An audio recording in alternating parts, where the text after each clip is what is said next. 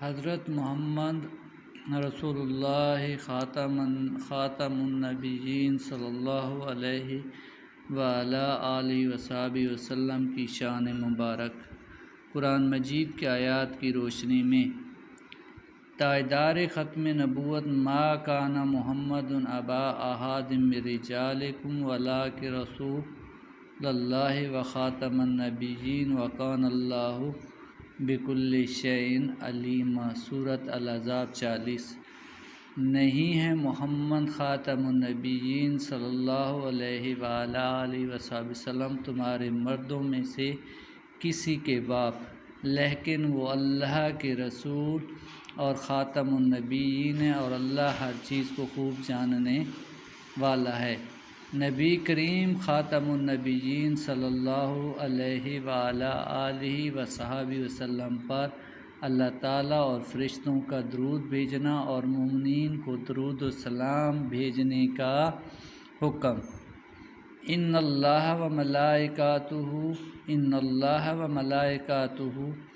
یصلون علی النبی یا ایھا الذین آمنوا صلوا علیہ وسلموا تسلیما۔ سورۃ الاحزاب 56۔ بے شک اللہ اور اس کے فرشتے نبی کریم خاتم النبیین صلی اللہ علیہ وآلہ آلہ وصحبہ وسلم پر درود بھیجتے ہیں۔ اے ایمان والو تم بھی ان پر درود بھیجو اور خوب سلام بھیجو۔ خاتم الانبیاء صلی اللہ علیہ وآلہ آلہ وصحبہ وسلم کی رسالت عامہ۔ قل یا ایھا الناس انی رسول اللہ الیکم جمیعا الذی لہ ملک السماوات والارض۔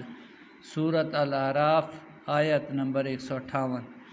آپ صلی اللہ علیہ وآلہ وسلم، آپ خاتم النبیین صلی اللہ علیہ وآلہ آلہ وصحبہ وسلم فرما دیجئے، اے لوگو، بے شک میں تم سب کی طرف اللہ کا رسول ہوں، وہ اللہ جس کے لیے آسمانوں اور زمینوں کی بادشاہت ہے۔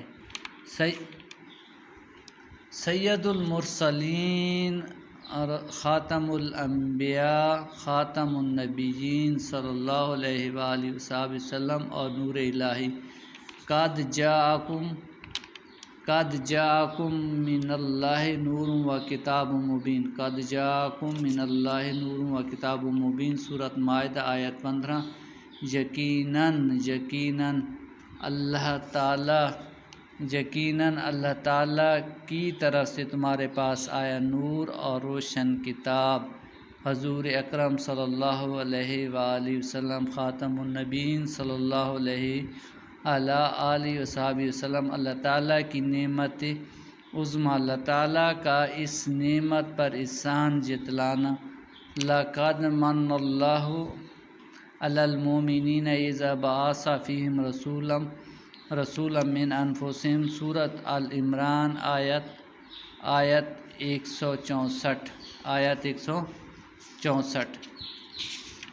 164 میں اللہ تعالیٰ فرماتے ہیں، یقیناً اللہ نے مومنوں پر بڑا احسان فرمایا جب اس نے انہی میں سے ایک عظمت والا رسول خاتم النبیین صلی اللہ علیہ